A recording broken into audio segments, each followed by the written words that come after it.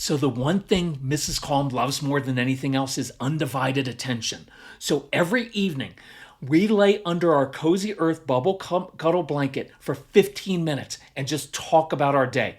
No distractions, no rush. And I promise if you do this with your kids, it will settle them immediately. They may even fall asleep under the luxuriously soft warmth. Plus, this bubble cuddle blanket is perfect for cozy movie nights all winter long. And you can get up to 40% off at CozyEarth.com with my code CALM. Look, Mrs. Calm and I were never PJ people until we first tried Cozy Earth bamboo pajamas. That's when we ditched the old nightshirts for the heavenly feel of bamboo. Right now, use my code CALM to get up to 40% off in savings. And that's on top of their site-wide Black Friday sale at CozyEarth.com. Start your holiday shopping today at CozyEarth.com and use code CALM for up to 40% off great deals. And let Cozy Earth know the Calm Parenting Podcast guy sent you. So we've talked on the podcast about building your child's confidence by showing off their natural talents for tinkering and building things. So I've got a great Thanksgiving idea. Take a KiwiCo project that your kids can put together with relatives. It will let your kids shine and feel successful. Because unlike passive toys, KiwiCo crates put the fun directly into your kids' hands, turning curiosity into something they can build, create, and be proud of. Plus, KiwiCo projects get your kids off screens and spark wonder. Look, the best gifts aren't the ones kids open, they're the ones kids make. Give kids the joy of making their own fun and the memories that come with it. KiwiCo projects are a fantastic gift from grandparents. So tinker, create, and celebrate this holiday with KiwiCo. Get up to 50% off your first crate at KiwiCo.com, promo code CALM. That's up to 50% off your first crate at KIWICO.com, promo code CALM. So your kids are often very intense and emotional and sensitive. They're particular about little things, and little things going wrong can set them off. They may not want you to help them or touch them, even though they crave sensory pressure. They may be picky about food and not like crowds. They're usually better one-on-one with you, but act out when both parents or siblings are around. And what could be more fun than having your strong-willed child have a meltdown right in front of your extended family or church? Isn't it awesome being judged and second-guessing yourself in the moment? No, it's awful. So I want to give you scripts and an action plan so you know exactly what to do next time your child gets upset in public, because it's probably going to happen in the next week. So that is what we're going to discuss on today's episode of the Calm Parenting Podcast. Welcome, this is Kirk Martin, founder of Celebrate Calm, and you can find us in our Black Friday sale at CelebrateCalm.com. So many of the emails we are receiving this month are from parents who say, hey, when we listen to your programs, we get better at anticipating these situations and knowing exactly what to do. That's what we're after. So, how many of you experience this wonderful dynamic with your strong-willed child? When out and about with one parent, your child is just awesome. You bond. You often have a lovely time. But now you add one other parent or a sibling, and it's like a 180 degrees turn down the wrong path. And you find yourself in public bribing or threatening, first in kind of hushed whispers, and then kind of yelling to get your child to just behave. And you're often caught in the middle trying to manage the emotions of your child and spouse. Then it feels like there's this huge spotlight on you right in the store.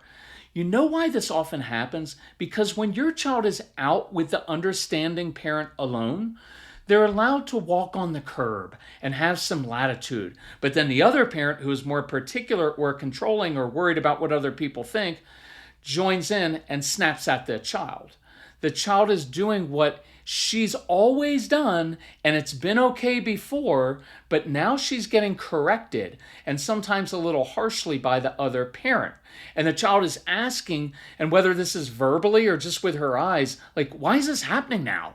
And now there's tension between the parents, and the child feels like a good child with one parent and a bad one with the other. So some of you have just kind of decided, you haven't really talked about it as a couple, well, you'll just take that child out alone.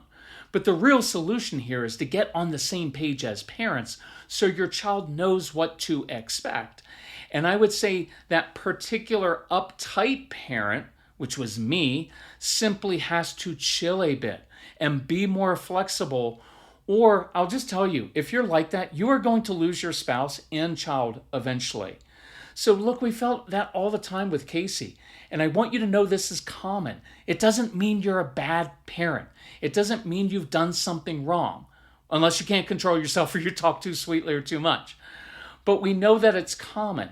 So let me go through a couple real world scenarios with some insight and strategies that I think you'll probably get to use very soon. So think about this. I think you'll be able to relate to this mom who emailed this about her daughter. Kirk, we were at church. My youngest daughter had a smudge on her cheek. Without thinking, I did what moms have done since the beginning of time. I went to clean off her cheek with a pad, with the kind of the pad of my thumb. She pulled away and wouldn't let me touch her.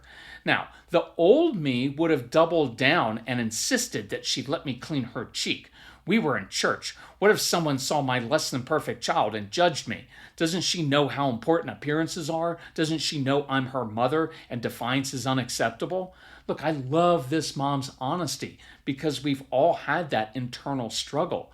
So the mom continues, I caught myself because I've been working through your programs and I've learned not to take it personally. The old me would have corrected her sternly, but I've learned she wasn't primarily being defiant. She was embarrassed, and here I was drawing even more attention to it. Plus, like you said, our kids are particular about sensory touch and don't like their privacy invaded. I don't like people touching my face like that either. Moms, dads, sometimes it's really helpful to think like, well, I'm doing that to my kids, but I wouldn't like that. So just think about that. So the mom continues, this was about my anxiety and embarrassment over her behavior. So I caught myself. And instead of forcing her to comply, I leaned down and whispered in her ear, would you like to go to the bathroom and clean it off yourself? And she nodded and whispered back, will you come with me? And in the bathroom, we both giggled at what might have caused that smudge on her cheek. She cleaned it off, turned and gave me a big hug. And I think that hug was a thank you for respecting her, for not forcing my feelings on her. I'm finding that so many of these power struggles and meltdowns are being avoided because I'm not reacting in the moment and making something into a battle of wills that doesn't have to be. Moms and dads who are working so hard at this, like this mom, kudos to you. It's really hard work.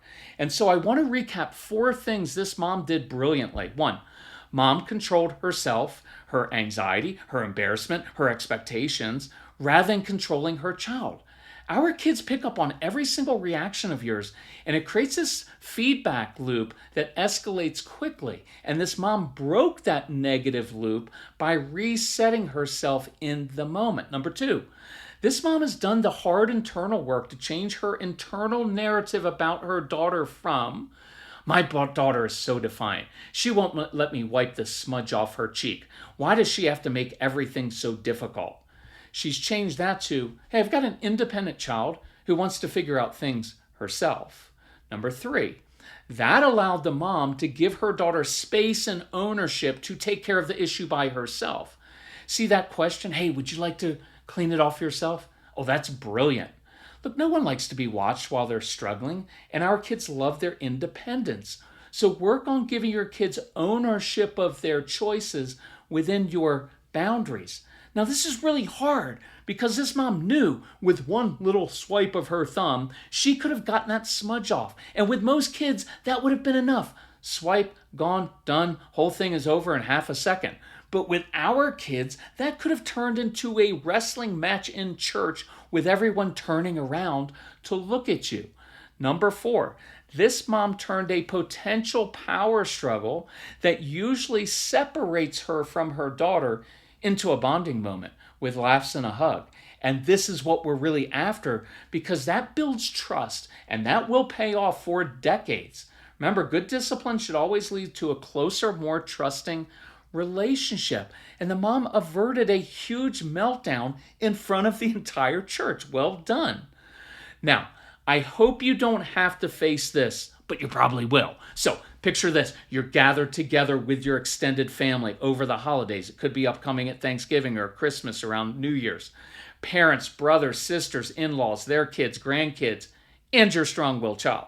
And you're probably a little bit nervous and on edge because you hear those judgmental whispers about your child who melts down, who's super particular with clothes and food, who acts out at restaurants and in school. And you know your family thinks you just let your son or daughter get away with things, so you just need to discipline harder.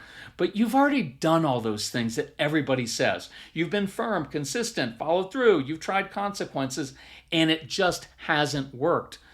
So the story I'm about to tell is actually what happened with us in almost every get-together.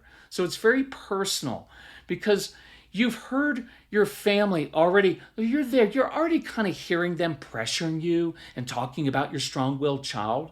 And in our family, sometimes they'd even goad Casey a little bit because they knew he was the different one.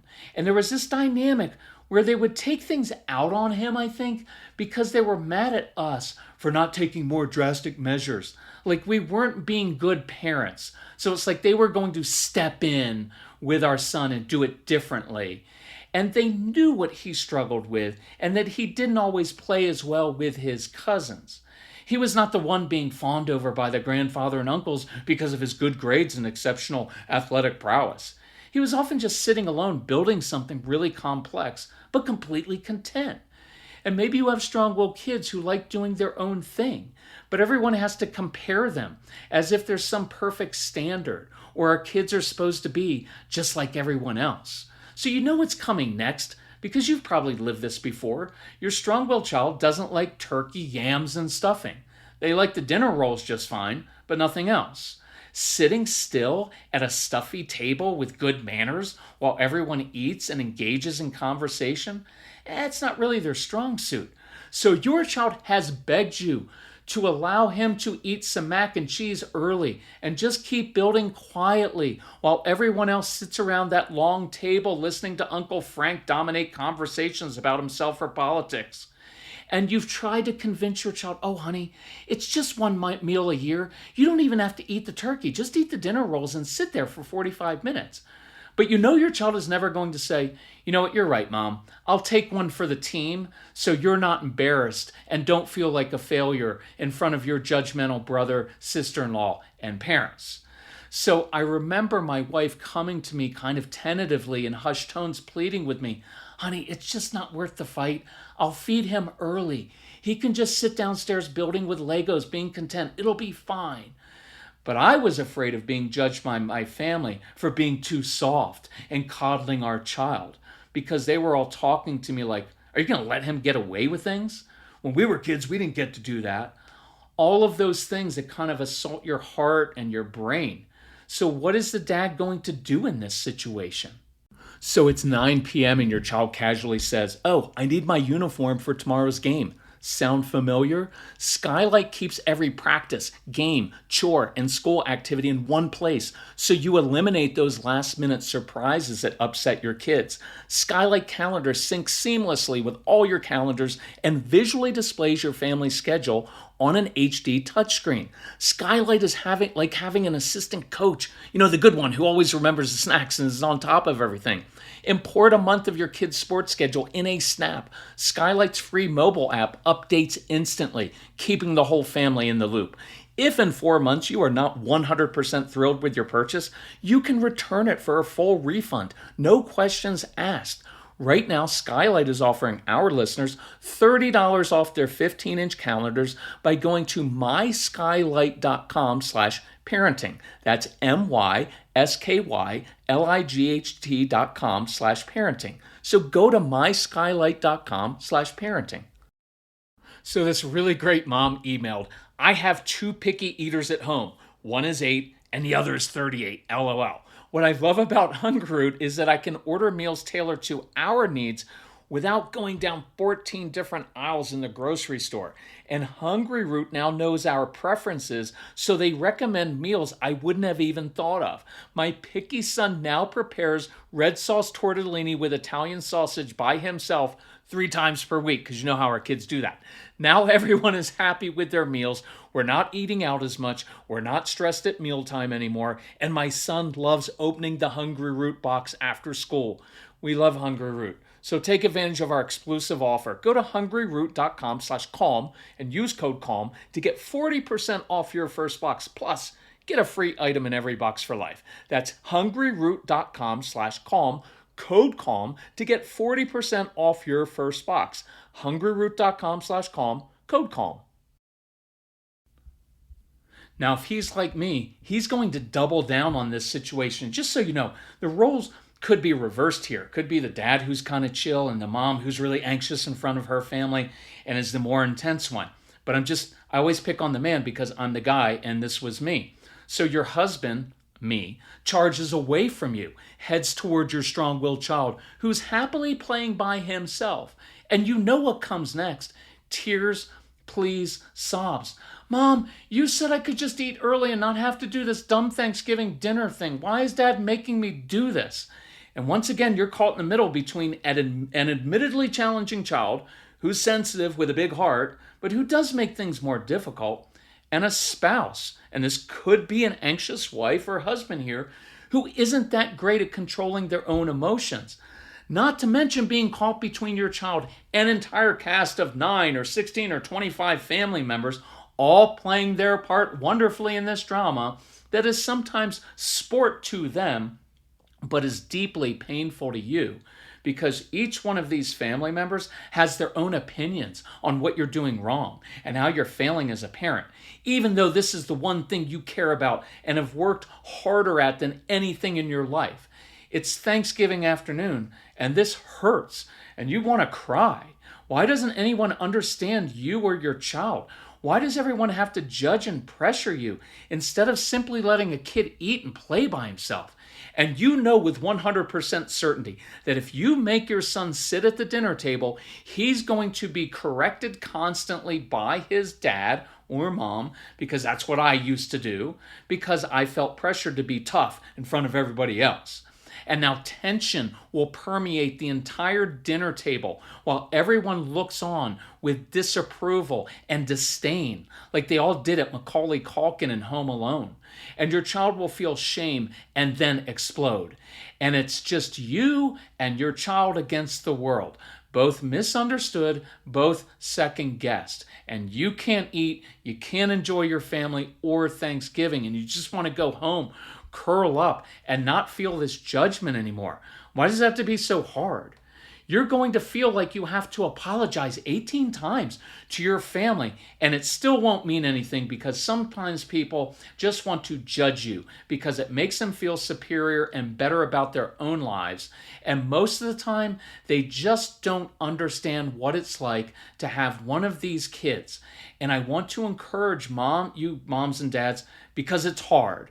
You're going to find yourself doing things that you promised you'd never do, or you're going to second guess yourself just to get through the day, and that's very normal. This was our experience when our son was young. I was that dad, and that was how most holidays went with our family. So what did we start doing differently? First, I had to wrestle with my own insecurities and lack of self-control. Am I being too soft and letting Casey get away with things? If I don't make him sit at the table and learn good manners, will he become an entitled, selfish brat who won't work hard in life? These are all legitimate questions you have to wrestle with, usually right in front of people staring at you. After I learned how to slow my world down inside and control myself, and if you get our programs, go through the 30 Days to Calm program first, because that's what it's about. I was able to see situations more clearly. By the way, if you already have our programs, go through that one this weekend so you can be ready. Just continually work through that one. You'll get to like deeper and deeper levels. It's really cool. It'll change your entire life, not just as a parent, but as a human. It's really cool. Helps me every single day in life. So after I learned how to slow my world down, I was able to see situations more clearly and problem solve instead of just reacting and escalating. I began to learn how to read the moment. So here's the distinction I learned to make. Hey, when you're going to your sister's recital, I know it's boring and you don't want to sit there, but this isn't about you, it's about your sister. So you'll go and be supportive. And beforehand, we'll run around like crazy outside to meet your sensory issues and needs.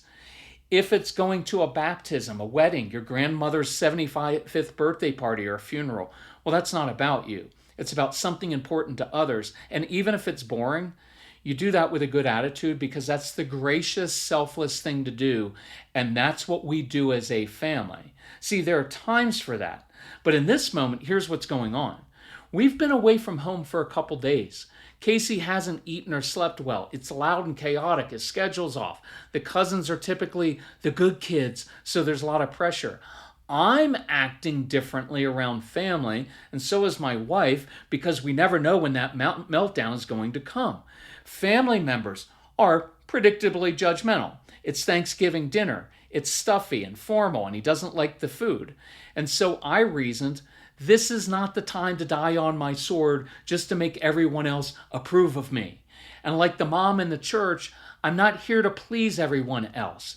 My embarrassment is my issue, and I can't allow the opinions of a stranger in a grocery store or my family during the holidays to change how I parent my child. So we came up with two different plans. Well, why not have a kids' table and an adult table? The kids can do their thing. The adults can enjoy some adult time, talking and drinking and being grown-ups, and the kids can be kids. Well, sometimes that idea was approved, but sometimes it got shot down by the family with the perfect kids who wanted to show off their kids at the dinner table. So we read the moment. We let Casey eat early when he was actually hungry, and we let him enjoy building contentedly by himself. And when everyone asked why he wasn't at the table, we didn't lie and just say he was sick, because we'd used that excuse like hundreds of times throughout his childhood. So we said, well, he already ate dinner, and he's downstairs contentedly building something in the other room. He wants to show everyone later. And we sat in the judgment, in the stares, the comments, and we ate our dinner, and it passed. It helped my wife and I bond together as we supported each other instead of me putting her in the middle. It helped my son, this is important to me, it helped my son learn to trust me, that I had his back, and I could take the judgment so he didn't have to. And over time, what it helped with is those other times when I needed to be tough, and I was like, hey, this is one of those times. Hey, you just got to go, and you just got to, we just have to do this because this isn't about you. But see, when I could make the distinction, then he learned to trust my word, because he knew when it was important, oh, I'd have his back, and I wasn't afraid of what other people thought. When we learned how to be confident in our decisions, it took away some of the sting from family. And so for the parents who wondered if we coddled him in those moments into being a spoiled brat, I'd love for you to meet Casey, if you can keep up with him on a hike. He's an extremely responsible and conscientious young man. Everybody respects him at work, his managers, his co-workers. He puts others first. He watches out for the underdogs in life. He's actually having a kid over tonight, a younger guy that he's mentoring. So he's not only capable of sitting through long meals, but he prepares amazing meals, like the one he's making us for in about 2 hours from when I'm recording this. So don't project into the future with your kids and stress over these moments. He was a kid then. They're just kids. They grow up and change. And what you want is to have that trust and that relationship. So many of you have emailed directly with Casey and discovered he's just like your kids, amazingly helpful for other adults like you. Now, to my shame, I messed up a lot when he was little by being reactive and giving into my fear. And there were these pivotal moments when I would react. And before you know it, there have been like 17 of these pivotal moments when I'd blown up at my son and he was looking up at me like, Dad, I'm just a kid. I need my dad to help me and not assume the worst about me. I need my dad on my side instead of being against me. And see, when this continues over time, those are kind of moments of betrayal. And I mentioned this on a previous podcast. There's confusion in your kids because they're like, I look up to you. You're my parent. And you can be so great with me on Saturday morning and do these other things with me. But then I see you lose it. And I see you being weak selling me out in front of family. And that's confusing to me. And so a lot of times these moments of betrayal accumulate and they can lead to anger. So if you have a child who's getting a little older, and this could be 9 or 10 or into the tween and teen years, and they're angry at you, that may be the reason. There's no blame or guilt, but you have to change and then reconcile that relationship. If you're in that situation, definitely go through the No BS program. Very concrete action steps to restore that relationship. If you need help taking advantage of the Black Friday sale, email Casey, C-A-S-E-Y, at celebratecalm.com. On Sunday's episode, I'm going to go through 10 really cool tips to help you with your extended family over the holidays. So look for that one. Hey, so much respect for you all. Thanks for doing the hard work to change. It's so worth it. Keep up the good work. Okay, love you all. Bye-bye.